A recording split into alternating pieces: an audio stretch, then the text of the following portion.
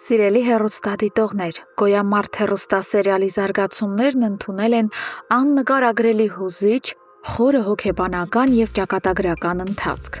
Այն, ինչ մենք տեսանք վերջին դրվագում, ապացուցում է, որ արված մեղքերի համար հատուցումը վաղ թե ուշ թակելու է յուրաքանչյուրի դուռը, իսկ երբեմն այդ հատուցումն ավելի դաժան է լինում, քան ինքնին մահը։ Այսօր մենք կվերլուծենք ստեղծված փակուղային իրավիճակն ու կհասկանանք, թե ինչ հոգեբանական կործանում է սպասվում Հունանին։ Ամենաէմոցիոնալ և լարված տեսարանը ծավալվեց Հունանի աշխատավայրում։ Լեան գնալով այնտեղ ականատես է լինում խիստ ծանր մի տեսարանի։ Լեոն ալկոհոլի ազդեցության տակ վերջնականապես կորցնելով ինքնատիրապետումը հուսահատ կանգնած էր իր հոր մարդասպանի դիմաց։ Նա Հունանին ասում է, որ իրեն այլևս չի էլ հետաքրքրում Լեան, նա միայն ուզում է իմանալ այն դաժան ճշմարտությունը, թե ինչ պատահեց, որ Լեան ընդամենը 5 րոպեում արմատապես մտափոխվեց։ Երբ Հունանը ցինիկաբար պատրաստվում էր բացել արյունոտ գաղտնիքը,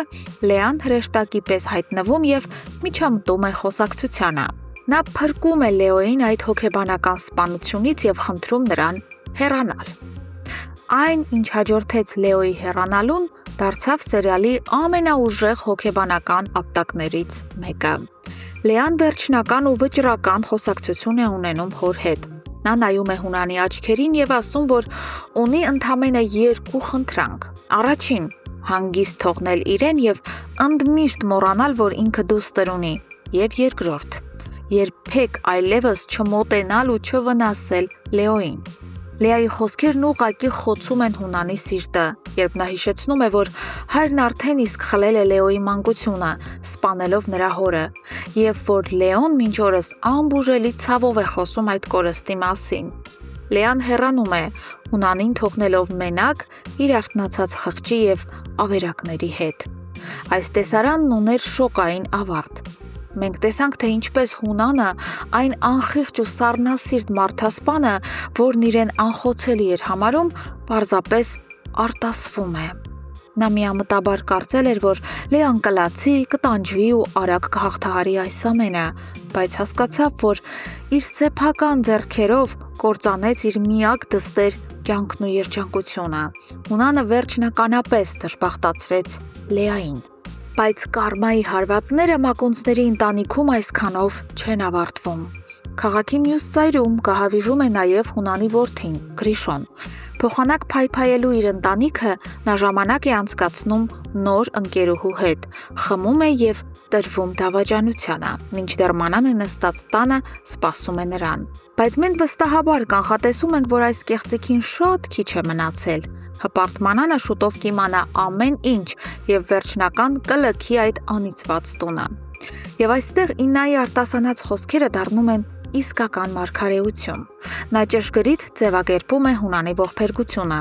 ասելով, որ հենց սա է լինելու Ռաֆոյին սպանելու նրա դաժան պատիժը՝ տեսնել սեփական երեխաներին դժբախտ, կոտրված և օտարված։ Հունանի լռությունն ապացուցում է, որ նա ողջ էությամբ զգում է այս բառերի կործանարար ճշմարտությունը։ Իսկ մինչ Հունանի կայսրությունը փլուզվում է ներսից, ստվերներում արթնանում է նոր վտանգ։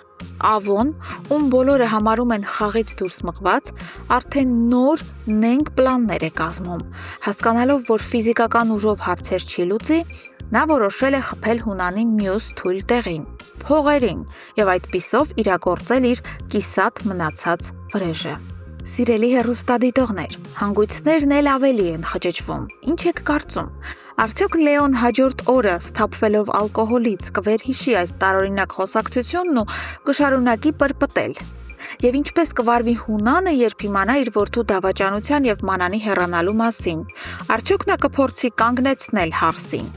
Անպայման կիսվեք ձեր կարծիքներով մեկնաբանություններում, մենք անհամբեր սպասում ենք ձեր յուրաքանչյուր մեկնաբանությանը։ Շնորհակալություն դիտելու համար։